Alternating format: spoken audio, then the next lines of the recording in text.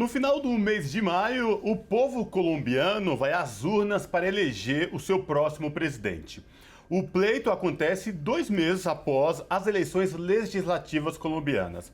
Movimentos sindicais e movimentos de ativistas ambientais denunciam constantes ataques lá na Colômbia. Para falar sobre o pleito eleitoral que vai eleger o próximo presidente da Colômbia no final de maio, o Revista Brasil TVT conversa agora com Márcio Monzani, secretário regional da Uniamérica, que é o Sindicato Global, que vem falar com a gente aqui sobre o que vai acontecer na Colômbia, o que está acontecendo na Colômbia aí antes do pleito. Boa noite, Márcio. Prazer falar contigo. Seja muito bem-vindo. Boa noite. Obrigado novamente pelo convite para estar aqui com vocês. Prazer é nosso, Márcio. Márcio, a gente conversou contigo antes, né, no pleito legislativo, da situação. Inclusive, teve uma delegação de sindicalistas que esteve lá na Colômbia observando o pleito. A minha pergunta agora é, o que esperar na eleição presidencial do próximo dia 29 de maio? Qual a tua avaliação sobre isso? O que está acontecendo com a situação de momento na Colômbia? Que você pode falar para a gente? Bom, primeiro a gente fez a observação, né, como eu comentei com vocês, produzimos um informe. Eu acho que a gente teve um conjunto de situações que aconteceram naquele período que foi muito preocupante, entre as ameaças de morte, entre as dificuldades de alguns candidatos de promover o processo eleitoral. Quando nós estivemos na Colômbia, a gente teve a oportunidade de nos reunir com diferentes organizações, com candidatos dos assentos especiais da paz. Tivemos condições de conversar com candidatos do setor progressista, com organizações de direitos humanos, e no final da observação, algumas das nossas denúncias apareceram. A gente pode comentar um pouquinho isso mais adiante. Algumas daquelas preocupações que eles apresentaram, realmente nós pudemos observar durante o processo eleitoral. Agora, primeiro, e é interessante isso porque hoje saiu 2 pesquisas de intenção de voto, uma da revista Semana, que é uma revista importante da Colômbia, que demonstra que o candidato do progressismo, Gustavo Petro, está crescendo todas as semanas. Hoje ele tem 30% dos votos contra 22% do principal candidato de oposição. E o Centro de Estudos Geopolítico da América Latina demonstra que esse crescimento é um crescimento constante, e quando a gente observa só voto válido, hoje ele já tem quase 48%, e faltando 2 semanas, esses votos, um pouco mais de uma semana, poderia passar os 50%, ele ganhar ainda no primeiro turno.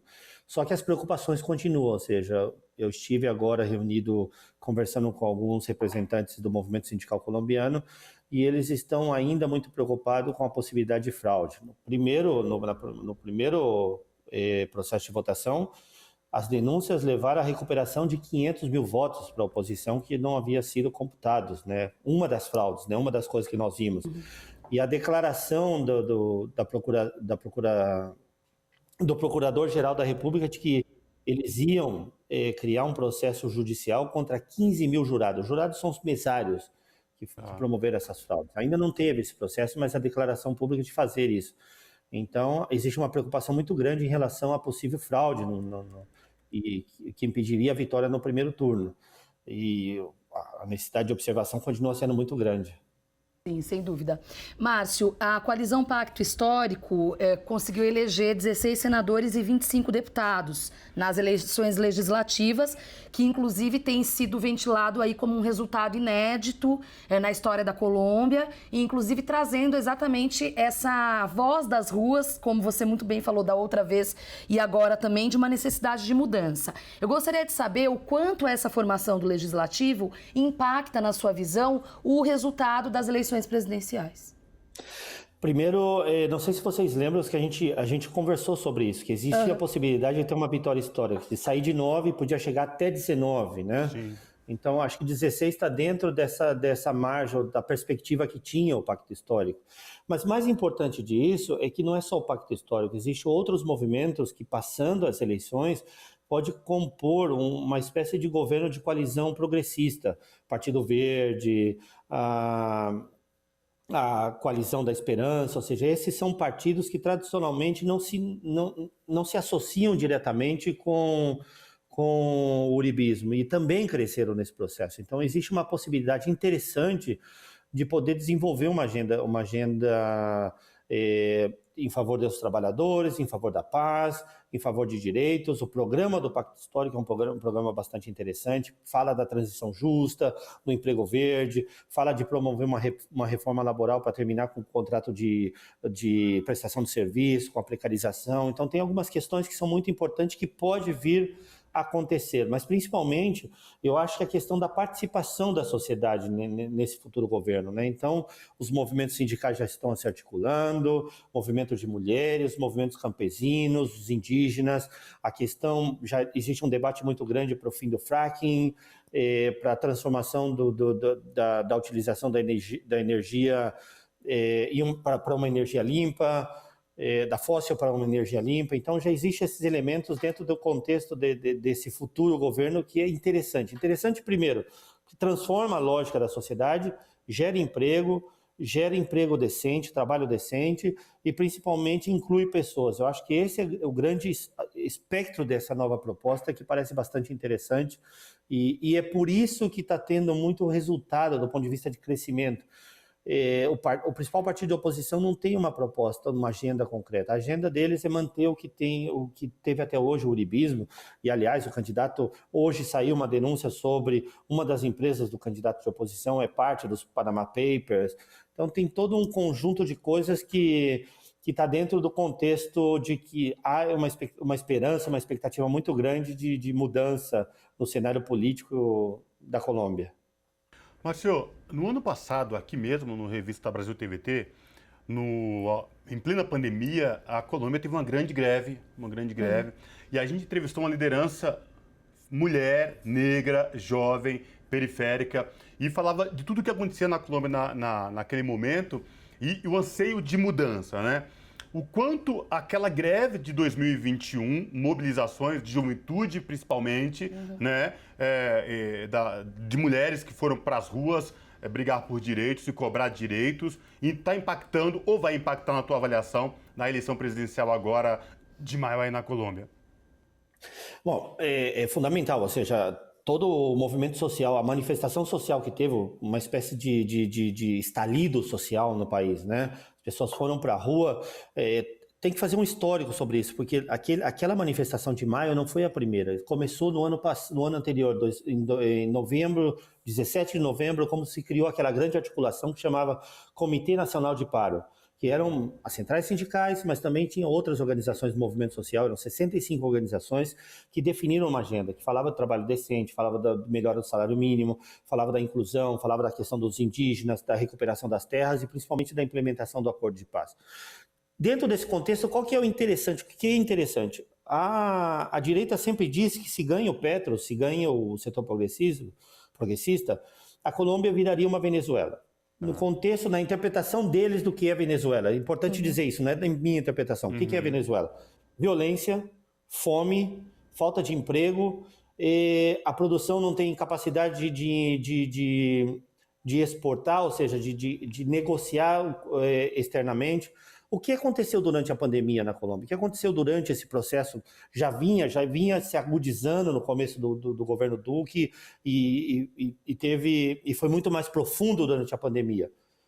Esse conceito de Venezuela aconteceu, ou seja, não sei se vocês conhecem a expressão os lenços vermelhos que tem pendurado nas janelas das casas na Colômbia. Então, eu não conhecia também, mas quando eu fui para lá durante a pandemia, eu vi isso.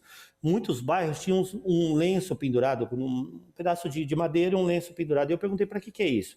Isso era uma mensagem que aquela casa não tinha comida. Então, se você quisesse entregar comida, você entregava, você sabia que ali era um lugar para entregar. Existiam ruas em bairros pobres totalmente cobertas de lenços vermelhos. Nenhuma casa tinha comida. Segundo, durante a pandemia, se descobriu que mais de 50% das pessoas na Colômbia saem de manhã para ganhar o dia para poder sobreviver. Quando teve o lockdown na Colômbia, essas pessoas deixaram de receber nada. Ou seja, mais da metade da população entrou automaticamente em uma situação de fome e pobreza extrema. Né? Terceiro, a informalidade que já existia, e essas pessoas que eram informais não conseguiram acessar a proteção social quando estava no complexo, na situação de lockdown. E era mais ou menos 85% das pessoas que trabalham na Colômbia.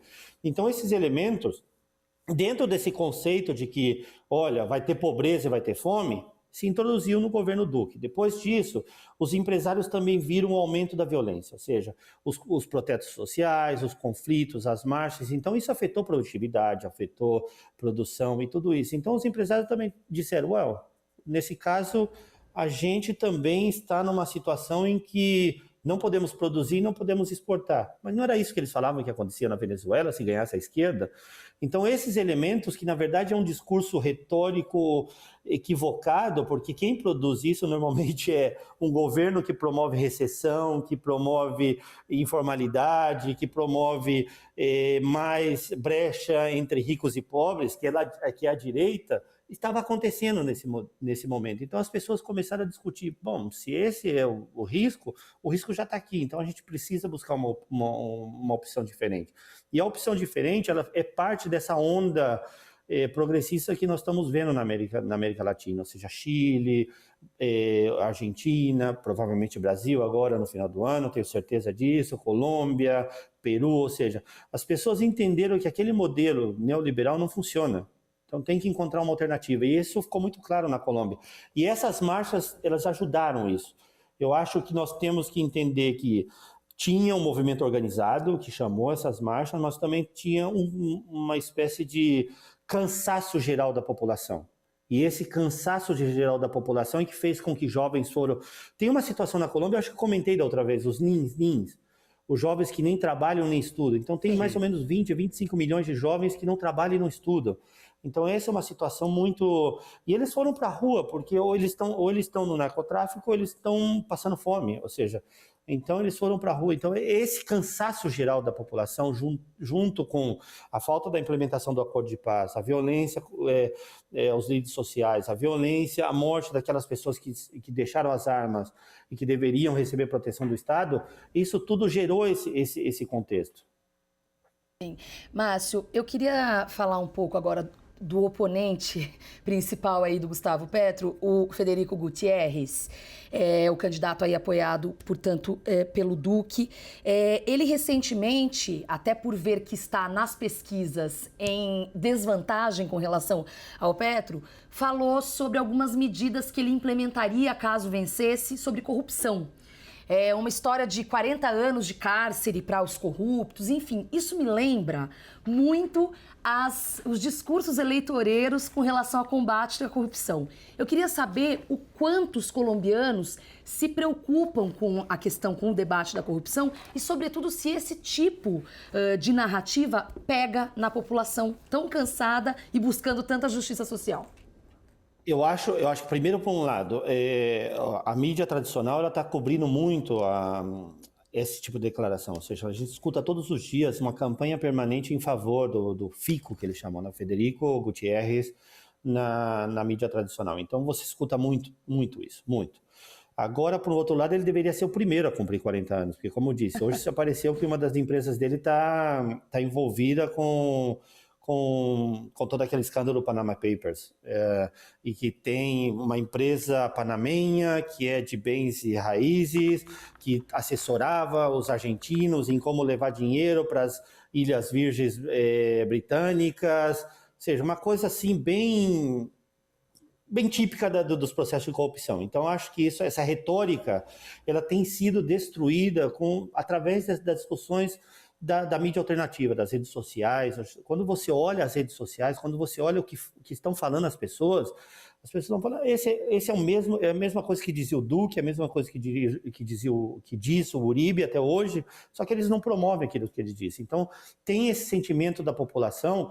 Para você ter uma ideia, a própria revista Semana divulgou que mais de 50% da população, das pessoas na Colômbia, acham que o Petro ganha a eleição. Independente de votar nele, ele já sabe que o Petro ganha a eleição. Ou seja, ele já tem esse sentimento de que é momento de uma mudança. E não conseguiu convencer com esse tipo de retórica, que é muito parecida com a retórica que fizeram no Brasil, e que agora as pessoas viram que não é verdade isso, ou seja, que não muda... E na Colômbia eu acho que eles estão se adiantando, porque essa retórica que o Federico fez foi a mesma do Uribe, a mesma do Duque, ou seja, ele já vem de uma geração que tem esse mesmo discurso e que nada fizeram. Márcio, nas eleições legislativas, uma delegação de sindicalistas esteve lá como observadores.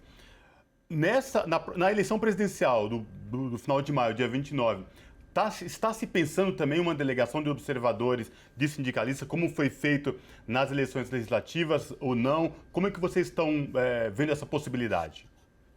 Bom, aí existe uma observação permanente. O movimento de observação de eleições, ele está organizando uma observação novamente. Além disso, a União Europeia, eu já tive uma reunião com algumas embaixadas, a União Europeia está organizando uma missão de observação também. Nós não estamos organizando por uma questão de recurso financeiro, ou seja, nós temos limitações de recurso e não podemos, nós priorizamos aquela porque foi o pedido que eles fizeram para a gente. Olha, é um momento crucial, a gente precisa ganhar e ganhar bem, garantir o direito ao voto, que foi a grande discussão que nós fizemos, e a partir daí nós avançarmos para a eleição de presidente. Então, a nossa prioridade foi aquela.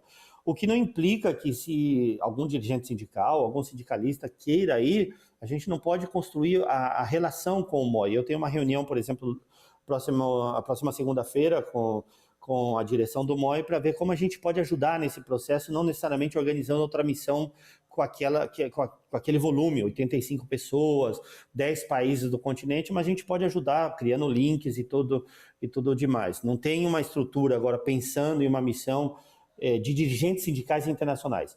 O que nós estamos fazendo é apoiando em Colômbia nossos dirigentes sindicais que sejam parte dos observadores, dos 600, 700 observadores que tem MOI a nível nacional. E não sei se vocês querem que eu comente um pouco o que nós observamos, que tipo de trabalho nós fazemos. Era justamente o que eu ia perguntar.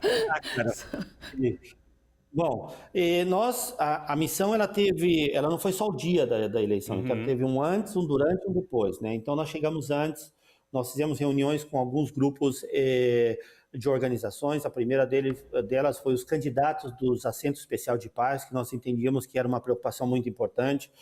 Nessa situação, nós vimos algumas irregularidades bastante importantes no processo de votação. Por exemplo, como esses candidatos são das zonas rurais e normalmente não se votava em essa região, eles tinham seus votos nas cidades. Então, eles tiveram que transferir esses votos para as zonas rurais. E não tinha um processo para eles fazerem isso. Mesmo os candidatos, nem as pessoas que votavam nele, nem eles tinham um processo para poder transferir. Não tinha lugar para votação, não tinha lugar para transferir o voto, que eles chamavam cabeceira de municípios. Não existia essas estruturas para que pudesse ser feito. Então, esse já foi o primeiro passo que impedia ser eleito e votar aí, né? Então, essa é a primeira situação com eles. Segunda, a inscrição. A terceira, as garantias. Eram pessoas muito pobres, então não receberam garantia financeira, garantia de participação. Uma região, não sei se vocês lembram que a semana anterior que a gente conversou, eu estava na região de Madalena, e aí nós vimos que teve uma ameaça de morte a esses candidatos. No dia da votação, nessa região, foi declarado pelos paramilitares objetivo militar de todo aquele que saísse a votar. Então, se você saísse a votar, você já era um objetivo militar e podia ser assassinado. Então, é uma forma de impedir que fosse votar nessas pessoas. Uma coisa bastante... E não teve nenhuma reação do governo, nenhuma reação das autoridades, nem da polícia para garantir isso, né? Um terceiro ponto importante desses grupos é o reconhecimento como grupo. Nós tivemos uma reunião com um grupo de mulheres que participaram desse processo de paz, então deveriam participar como grupo de mulheres e não puderam se registrar como coletivo de mulheres. Tiveram que registrar como campesinas ou como ex-combatentes, mas não como coletivo de mulheres, que era como elas se identificavam e como elas discutiram o processo de paz. Então, se impediu também porque a vida política deles era como coletivo de mulheres, eles eram identificados, para ser votado era assim. Depois nós fizemos discussão com os candidatos de vários partidos do setor progressista, fizemos reuniões com eles e nos contaram um conjunto de coisas. Formulários, a forma que se preparou os formulários, as ameaças de morte que sofriam esses candidatos, a dificuldade de fazer campanha nas regiões que não eram dos grandes centros populacionais, compra de voto. Nos contaram um caso de igrejas evangélicas que estavam montando cestas básicas e levava a pessoa a votar, e depois que a pessoa votasse, e depois eu vou contar por que eles sabiam em quem votou, entregava a cesta básica para a pessoa. Olha que loucura isso, né? Então, e a auditoria do software, que é um elemento importante que a gente chegou a falar, nunca foi feita e continua sendo uma reivindicação importante para eles. 500 mil votos não computados é um número muito grande, não é? Não estamos só... Para você ter uma ideia, tem mais ou menos 120 mil locais de votação. Desses 120 mil locais de votação, o setor progressista não teve voto em 28 mil. Foram 0 votos. É impossível isso. É impossível. Impossível. Do ponto de vista estatístico, é impossível que 28 mil, 30% dos locais de votação, um conjunto de partidos de um mesmo setor não tenha nenhum voto. Ou seja, aí é um indício de fraude bastante grande. Depois nós juntamos tudo que tinha nos meios e observando quais eram as principais preocupações que se falava na imprensa e tudo isso, e depois nós fizemos as visitas. Foram distribuídas essas pessoas em diferentes locais de votações e confirmamos isso. Por exemplo, as cédulas de votações, quando você chega, os jurados, que são os mesários para a gente no Brasil, eles têm que assinar a cédula. Então nós vimos pacotes de cédulas, todas assinadas, em cima da mesa, sem nenhum controle, sem nenhum cuidado que alguém podia tomar e jogar votando dentro da urna. A urna tinha uma característica muito especial, numa caixa de papelão e os lados da urna eram um plástico transparente. Então você podia ver todos os votos que estavam vendo na urna. E as cédulas de votações eram por partido. Então, por exemplo, a cédula do Pacto Histórico era colorida. Então, toda vez que você jogava uma cédula colorida, você via que votou no Pacto Histórico. E não tinha, e além disso, o lugar de votação era exposto, você conseguia ver quem a pessoa estava votando. Eu mesmo visitei um lugar e falei, olha, esse está votando nesse candidato, está votando naquele. Era muito fácil ver isso. Para um grande centro como Bogotá, e o centro da cidade, que também a região periférica é um problema, isso talvez não seja tanto problema. Agora, Madalena, que declara como objetivo militar aquele que sai para votar, você acha realmente que alguém vai votar num candidato do setor progressista sabendo que estão olhando o que ele está fazendo? Não vai fazer isso, né? A intimidação. Então, e depois disso nós produzimos um informe. O informe ele trata dessas coisas que nós vimos, relata essas situações, né? Essas principais situações, além de outras, por exemplo, filas intermináveis em bairros pobres que sabia que os votos do setor progressista e principalmente o Pacto Histórico é muito grande, tinha filas de 3, 4 quarteirões. E na Colômbia é o seguinte, deu a hora, fecha o lugar de votação e aqueles que estão na fila não votam. Então, assim, uma situação que aconteceu em Miami, que a gente recebeu denúncia desde Miami, que o embaixador ele era irmão de uma candidata, então ele só estava deixando entrar votar no consulado quem ia votar para essa candidata. Olha que coisa de louco, né? Então, e chegou para a gente porque sabia que nós estávamos na Colômbia, então as pessoas começaram a enviar informação, olha, mas aqui nos Estados Unidos também estão cometendo fraude. Então, e aí a gente colocou algumas reivindicações desse informe, que depois eu posso fazer chegar para vocês, não tem nenhum problema, que é a falta de informação e como você promover a melhor informação sobre o processo de eleição, principalmente em relação aos assentos especiais de paz. O horário de votação deveria ter algum tipo de flexibilidade para aquelas pessoas que estão na fila pudessem passar a votar. E eu tenho certeza que se tivesse flexibilidade, nós não íamos ter 3 quarteirões, porque eles iam garantir que todo mundo terminasse na hora. O fato dos 3 quarteirões era exatamente essa situação de que os jurados estavam manipulando o processo de votação para não ter voto. Como eu disse, 15 mil jurados estão sob a ameaça de receber um processo judicial por fraude. Ou bastante, seja, né? Tudo convergindo para, de fato, a comprovação de tentativas de fraude, né? E por isso tão importante o trabalho da observação, né, Márcio? Teve fraude, né? 500 mil votos são... Para que tenha uma ideia, isso representa... O Pacto Histórico teve 3 milhões e 600 mil votos, depois de recuperar os 500 mil. Então, 500 mil votos é quase 15%, 16% do total de votos do Pacto Histórico. Sim, ou seja, é muito grande. Muito significativo. Um número muito importante. Márcio, infelizmente nosso tempo se esgotou, mas a gente vai, óbvio, continuar acompanhando retomar esse papo. Márcio Monzani, secretário regional da Uniamérica, Sindicato Global, mais uma vez trazendo informações tão relevantes aí desse processo eleitoral na Colômbia. Márcio, obrigado e até uma próxima. Obrigado, Maria Tereza. Obrigado, Cosmo. Mais uma vez, obrigado por nos convidar a participar do programa e obrigado por levar uma mensagem dos trabalhadores todos os dias aí no Brasil. Um abraço. Abraço.